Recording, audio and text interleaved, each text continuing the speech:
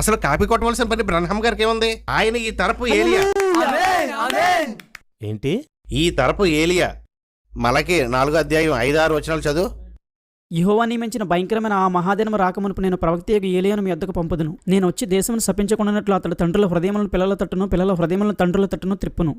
ఈ ప్రవచనం బాప్తిజం ఇచ్చి యోహాను కోసం కదా. దొరికాడు. ఏలియా మొత్తం ఎన్నిసార్లు రావాలి? ఏలియాగా మొదటిసారి, ఎలీషాగా. ఒకసారి ఆగండి. ఏలియా 5 సార్లు రావాలని బైబిల్లో ఎక్కడుంది? చూపిస్తాను.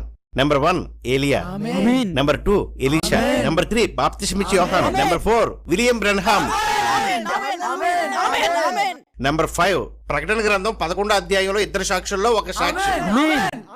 సార్ 5 సార్లు రావాలని ఎక్కడ రాయబడింది అని అడుగుతున్నాను. 5 సార్లు రావాలని రాయబడితే ఎక్కడెక్కడ వచ్చాడో వెతుకుదాం. 5 సార్లనే బ్రహ్మం గారు చాలా మెసేజ్.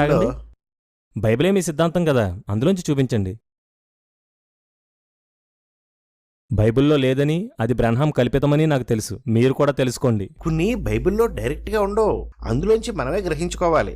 అందుకే కదా దేవుడు ప్రవక్త గారిని పంపించాడు.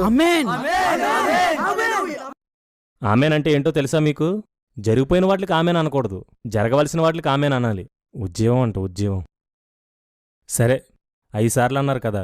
ఫస్ట్ది ఏలియా, మరి సెకండ్? ఎలీషా. ప్రూవ్ చేయండి. ఇది అందరికీ తెలిసిన విషయమే కదా, ఇది కూడా తెలీదా?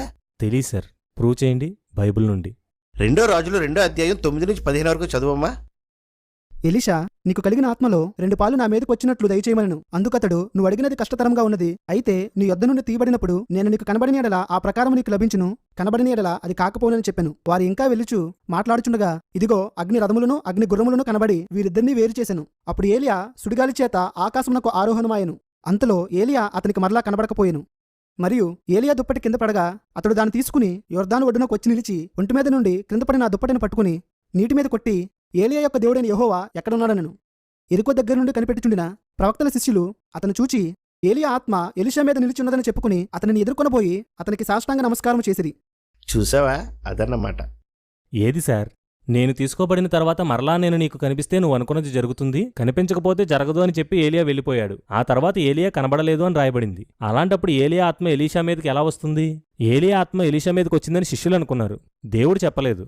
ఏలియా ఆత్మ ఎలీషా మీదకి వచ్చిందని మీరు అంటున్నారంటే ఏలియా అబద్ధం చెప్పాడని మీరు అంటున్నట్లు.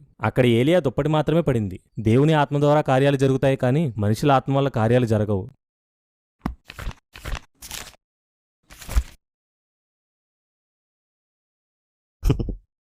ప్రత్యక్షత లేనప్పుడు ఇలాంటి అర్థం కావాలే.